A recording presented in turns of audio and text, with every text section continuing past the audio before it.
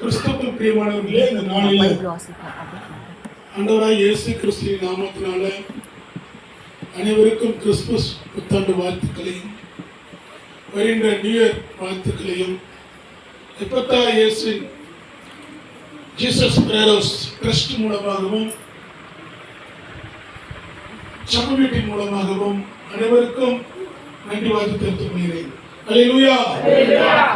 அருமை மூத்த சகோதரர் ஐயாவில் இருக்கிறார். ஐயாவுக்கு நான் நன்றி வாழ்த்து தெரிவித்துக் கொள்கிறேன். அல்லேலூயா. நட்சத்திரம் தோன்ற உடனே வானசாஸ்திரிகள் என்ன செய்தார்கள்? ஆராய்ந்து பார்த்துக் கொண்டிருந்தார்கள். நட்சத்திரத்தை கண்டவுடனே இது ஒரு புதுவிதமான ஒரு நட்சத்திரம் ஒளி கொடுக்கிறது என்று சொல்லி அவர்களுக்குள்ள ஒரு பெரிய மகிழ்ச்சி, சந்தோஷம், ஆனந்தம், பெரிய அந்த ஆராய்ச்சியில் கண்டுபிடிப்புல ஒரு மகிழ்ச்சியா இருக்கிறது சொல்லி அவங்க வானசாஸ்திரிகள் பலவிதமான இந்த நட்சத்திரம் ஒரு இந்த உலகத்துக்கு ஒளி கொடுக்கிற கடவுள் தான் பிறந்திருக்கிறார் என்று சொல்லி அவன் உள்ளத்தில் ஏற்றுக்கொண்டு இந்த உலகத்தை ஆளக்கூடியவர் பிறந்திருக்கிறார் என்று சொல்லி அவன் மனதில் ஏற்றுக்கொண்டு யாருக்கு வராங்க? ஏழுக்கு வராங்க. அல்லேலூயா. அல்லேலூயா. நானே உலகத்துக்கு ஒளியாக இருக்கிறேன். அல்லேலூயா. நமக்குள்ள ஒளி வந்த உடனே ஒளி என்ன தெரியுமா? நமக்குள் இயேசுதான் உண்மையான நல்ல மேய்ப்பன், இயேசுதான் நல்ல போதகர், இயேசுதான் நம்முடைய பாவத்தை நீக்கிறவர். அவர் மேல வைக்கிற விசுவாசம், அன்புதான் பெரியது. அல்லேலூயா. அந்த அன்பு விசுவாசம் நமக்குள்ள வந்துச்சுன்னா, அந்த நம்பிக்கை நமக்குள்ள வந்துச்சுன்னா, நமக்குள்ள என்ன இருக்காது? இருளானது இருக்காது. அப்ப இயேசு கிறிஸ்து சொல்கிறார், நான் உலகத்துக்கு ஒளியாக இருக்கிறேன். ஒருவன் அந்த ஒளி நம்ம வாழ்க்கையில எல்லாம் நாம் கடைபிடிக்கிறோம்னா ஜீவ வார்த்தையை கடைபிடிக்கிறோம். தேவனுடைய வார்த்தை தான் நமக்கு ஒளியா இருக்கிறது. அல்லேலூயா. அல்லேலூயா. உங்களுடைய வசனம் என் காலுக்கு தீபமாய் இருக்கிறது, என் பாதைக்கு வெளிச்சமாய் இருக்கிறது. அந்த வசனத்தை நாம் கடைபிடிக்கும் போது பலவிதமான சூழ்நிலைகள் கூட ஏற்படலாம். அது ரொம்ப கடினமா தான் இருக்கும். ஆனால் வாழ்க்கையில அது பரிபூர்ணமான வெளிச்சத்தை கொண்டு வரும். அல்லேலூயா. பாரு, நிறைய பேர் இருள் சூழ்ந்த வாழ்க்கையை பார்க்கிறார்கள். ஏன் இருள் சூழ்ந்த வாழ்க்கையை பார்க்கிறாங்கன்னா, இருளானது பலவிதமான பயத்தை கொண்டு வருகிறது. பலவிதமான பயம் மட்டுமல்ல, பலவிதமான நம்முடைய உள்ளத்தில் ஏற்படுகின்ற தீங்குகள், எதிர்ப்பு சக்திகள் வந்தாவே நமக்கு என்ன பயம் வருகிறது. அந்த பயத்தை நீக்காகவே ஆண்டவராகிய இயேசு கிறிஸ்து இவ்வுலகத்தில் மனித ரூபத்தில் வருகிறார். அல்லேலூயா.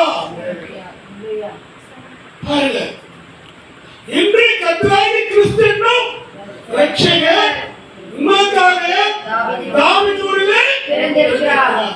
பிள்ளையை துணியை சுற்றி காண்பீர்கள். இது உங்களுக்கு அடையாளம். அல்லேலூயா. நம்முடைய ஆண்டவர் இன்றைக்கு பிறந்திருக்கிறார். நம் ஆண்டவர் நம்முடைய பயத்தை நீக்கிறதுக்கு, நம்முடைய துயரத்தை நீக்கிறதுக்கு. ஏன்னா எடுத்துக்காட்ட சொல்ல போனா, எகிப்து இஸ்ரவேல் அடிமையா இருந்தார்கள். பாபிலோன் தேசத்தில் 70 வருஷம் அடிமையா இருந்தார்கள்.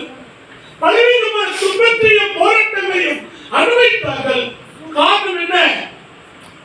ஆண்டவர் விட்டு தூரமா போறதுனால அடிமை. படிடான்னு சொன்னா படிக்கிறதுனால எங்க போறாங்க? போயிட்டு கம்பெனிகளுக்கு அங்கங்க அடிபட்டு துணுப்பட்டு பயப்பட்டுறாங்க. அது நல்லா படிச்சுட்டு வந்தா நல்ல ஒரு மாஸ்டர், டைரக்டர், டாக்டர், பலவிதமான பதவியில உட்கார முடியும். ஆனா படிக்கிறன்னா அவங்க வாழ்க்கை என்ன இருக்கு? இருளாய் காணப்படுகிறது. அல்லேலூயா. அதுபோல கடவுள் நம்முடைய தேவன் என்ன சொல்றாருன்னா, இஸ்ரவேல் மக்களுக்கு டேய் என்னை பின்பற்றுங்க, என்னை நோக்கி பாருங்க, உங்களுக்கு என்ன வேணுமோ சகலத்தை நானே கொடுக்கிறேன். ஆனா என்ன பண்றாங்கன்னா, ஆண்டவரை விட்டு அந்நிய தேவர்களையும் அந்நிய விக்கிரத்தோப்புகளையும் அந்நிய பெண்களையும் அந்நிய பலவிதமான சூழ்நிலைகள் மத்தியில இச்சைகளால போகிறதுனால அவங்க இருள் சூழ்ந்து கொண்டது. அல்லேலூயா, அல்லேலூயா. போவாதத்துல போனாவும் பலவிதமான துன்பங்கள் வரும், பலவிதமான கஷ்டங்கள் வரும், பலவிதமான துக்கங்கள் வரும். என் வார்த்தைக்கு கீழ்ப்படிங்க என்று கடன் சொல்றாரு.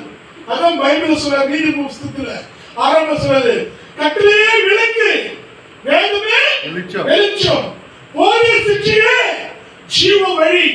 போதருடைய வார்த்தை, கடவுளுடைய வார்த்தை தான் நமக்கு ஜீவ வழி. அல்லேலூயா. போதருடைய வார்த்தை கீழ்ப்படியணும். போதர் சொல்ற வார்த்தைக்கு கீழ்ப்படிந்து நடக்கும் போது அந்த வார்த்தை நமக்கு ஜீவ வழியா இருக்கிறது. அல்லேலூயா. அந்த வார்த்தைக்கு நாம் கட்டளைக்கு கீழ்ப்படிய வேண்டும், அவருக்கு பயன் செலுத்த வேண்டும்.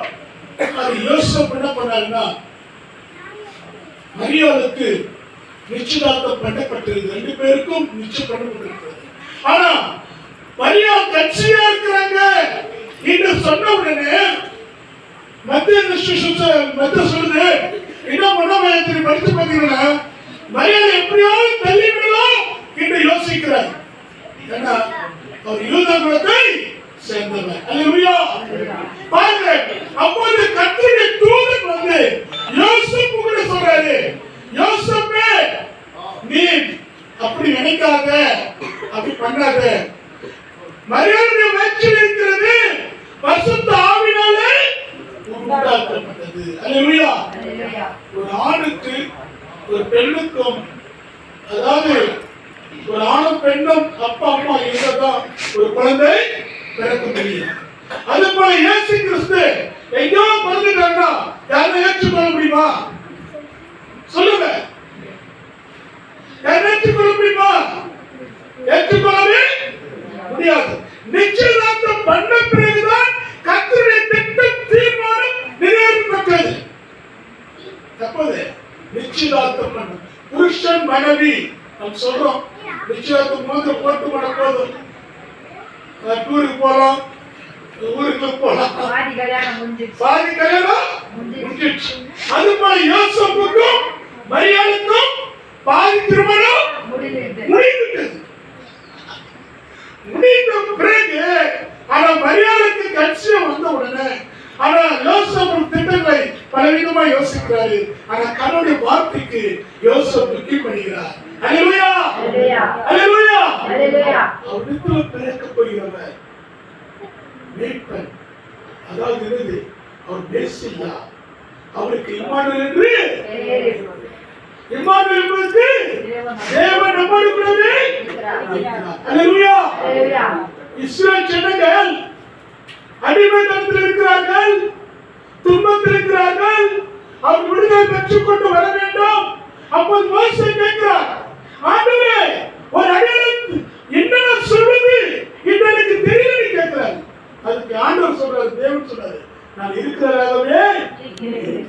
அல்லேலூயா, அல்லேலூயா, அல்லேலூயா, அல்லேலூயா. ஆண்டவர் சொல்றாரு, நான் இருக்கிறதாகவே இருக்கிறேன். நீ போறான்றார். யுத்தம் யாருடையது? கர்த்தருடையது. இது எங்களுடையது. நான் இருக்கிறதாகவே இருக்கிறேன் என்று சொல்கிறார். அதனால்தான் இம்மானுவேல் தேவன் நம்மோடு கூடவே இருக்கிறார். அன்றைக்கு ஆறு முதல் கொண்டிருந்த தேவன் இன்றைக்கு மனித ரூபம் எடுத்துக்கொண்டு இன்றைக்கு மாம்சத்தில் வெளிப்பட்டார். அல்லேலூயா, அல்லேலூயா. யோவான் சொல்றார், யோவான் 1:14 சொல்லும்போது அவர் மாம்சத்திலே வெளிப்பட்டார். அல்லேலூயா, அல்லேலூயா. நம் ஆண்டவர் கன்னிமரி வயிற்றிலே பிறந்தார். மாட்டு வயிற்றில் பிறக்கல, ஆட்டு வயிற்றில் பிறக்கல, மற்ற மிருகச்சி வயிற்றிலே அழகான பெண் மரியாளுடைய வெற்றி. அதாவது யூத பெண்கள் ஆண்டவர் கடவுள் என் உள்ளத்தில் பிறக்கப் போகிறாரா என்று ஏங்கிக் கொண்டிருந்தார்களாம். அந்த பரிசுத்தமாய் இருந்த மரியா உடைய வயிற்றில நம் ஆண்டவர் பிறந்தார். அல்லேலூயா, அல்லேலூயா. அப்புறமா நல்ல லூக்கன் சுவிசேஷம், மத்தேயு சுவிசேஷம் அவங்க இரண்டு பேருங்க இயேசு என்று இயேசு என்பதுக்கு இயேசுனா ரட்சிக்கிறவர். அவர் உலகத்தின் பாவத்தை என்ன பண்ணாரு? ரட்சிக்கிற தேவன். எல்லாருமே பாவத்தையும் அக்கிரமத்தையும் செய்கிற தவறுகளையும் நீக்கிறவர், இருளை நீக்கி போடுகிறவர். அல்லேலூயா, அல்லேலூயா. யார் விசுவாசத்துல நம்பிக்கையில அன்புல நிலைத்திருக்கிறார்களோ அவங்க வாழ்க்கையில நிறைய ஆசீர்வாதம் உண்டு. அதனால இயேசு சொல்றாரு, இருள் இருக்கிற செடிகள் எப்படி அது தீர்க்கதரிசி உரைத்தார் அது உண்மை, அது சத்தியமானது, அது எப்பவுமே மாற்றாது. அதனால்தான் ஒரு ஆயமை கேட்டுக் கொள்கிறாரு. அப்போ நான் சொல்றேன், நான் கேட்க மாட்டேன், நான் பரீட்சிக்க மாட்டேன்னு சொல்றாரு. அப்ப சொல்றாரு, நமக்கு ஒரு பாலகன் இருந்தார், நமக்கு ஒரு குமாரன் கொடுக்கப்பட்டார், கத்தித்தோம் அவர் தோல்கள் இருக்கும், அவர் நாமம் அதிசயமானவர், ஆலோசனை கர்த்தர், வல்லமையுள்ள தேவன், நித்திய பிதா, சமாதான பிரபு. இந்த உலகத்தில் சமாதானத்தை கொடுக்கவே இயேசு கிறிஸ்து பிறந்தார். அல்லேலூயா. இது நல்லா விளக்குறது ஒரு மணி நேரம் மேல புரியுதுங்களா? அதனால இன்றைக்கு இருளை நீக்கி, நம்முடைய பாவத்தை நீக்கி, நம்முடைய அக்கிரமத்தை நீக்கி நமக்கு சமாதானத்தை கொடுத்தார். அல்லேலூயா, அல்லேலூயா. அதனால நம்ம பைபிள் எடுத்துக்கொண்டு சுற்றி கொண்டிருக்கிறோம். அல்லேலூயா. தாவீதை போல நடனமாடி நம்ம அப்பாவை பண்றோம், ஸ்தோத்திரிக்கிறோம். அல்லேலூயா. அப்படி தாவீதை போல நடனமாடி நம்ம ஆண்டவரை துதிக்கும் போது ஆண்டவர் நம்மோடு கூடவே இருக்கிறார். அல்லேலூயா. இந்த கிறிஸ்துமஸ் புத்தாண்டு இந்த டிசம்பர் வந்த உடனே நமக்குள்ள கிறிஸ்துமஸ் எண்ணங்கள் உருவாக்கப்பட்ட உடனே நம்ம அலங்காரம் பலவிதமான அலங்காரம் ஸ்டார் மற்றெல்லாம் கட்ட எடுக்காங்க, தேவ நாமத்தை மகிமைப்படுத்துவதற்காக. அல்லேலூயா, அல்லேலூயா. அதனால இன்றைக்கு நேரம் இல்லாதனால இன்றைக்கு கர்த்தராகிய கிறிஸ்துவின் ரட்சகர் உங்களுக்காக தாவீது ஊரில் பிறந்திருக்கிறார். பிள்ளைகள் துணி சுற்றி காண்பீர்கள், இது உங்களுக்கு அடையாளம். நட்சத்திரத்தை கண்ட வான சாஸ்திரிகள் தேவ சமூகத்தில் பணிந்து கொண்டு ஆண்டவரை தொழுது கொண்டார்கள். அவர் மாட்டு தொழுத்து பிறந்தார். அங்க மாடுகள் நம்ம எல்லாம் பெரிய மாடு வீட்டுல பெரிய வீட்டுல பிறக்கிறோம். ஆனா இயேசு கிறிஸ்து என்ன பிறந்தாரு? உனக்காக எனக்காக மாட்டு தொழுத்து பிறந்தார். அங்க மாடு சாணி பலவிதமான சூழ்நிலைகள் யாருக்காக? உங்களுக்காக எனக்காக. இன்றைக்கு உலகத்துல நிறைய பேர் சாவி என்ற வார்த்தை வைத்துக் கொண்டு நிறைய பிரித்துக் கொண்டிருக்கிறார்கள். நான் சின்ன கிராமத்தில் வாழும்போது நான் பணி போகும்போது ஒரு ஊருக்குள்ள போனால் தண்ணி கப்பம், பசியோட தண்ணி கப்பேன். தண்ணி எப்படி ஊத்துவாங்க? இப்படிதான் மேல ஊத்துவாங்க. ஏன்னா நம்ம ரத்தம் எல்லாம் ஒரே ரத்தம் தான். ஆனா மக்கள் நினைக்கிறது பலவிதமான எண்ணங்கள். அல்லேலூயா. ஆனால் இயேசு கிறிஸ்து எல்லாருக்கும் ரட்சிப்பு, அது சாதின்றதே இல்லை. எல்லாரும் கிறிஸ்துக்குள் கிறிஸ்துவின் பிள்ளைகளுக்கு சொல்லி நம் ஆண்டவரை வெளிப்படுத்துவோம், அகமகிழ்ந்து கை கூறுவோம். சமாதானத்தின் தேவன் நம்மோடு கூடவே இருக்கிறார். அப்படிப்பட்ட ரட்சகரை போற்றி ஆசீர்வாதமாய் தொழில் கொள்வோம். கர்த்தர் தாமே திருவசனத்தை ஆசீர்வதிப்பாராக. ஆமென்.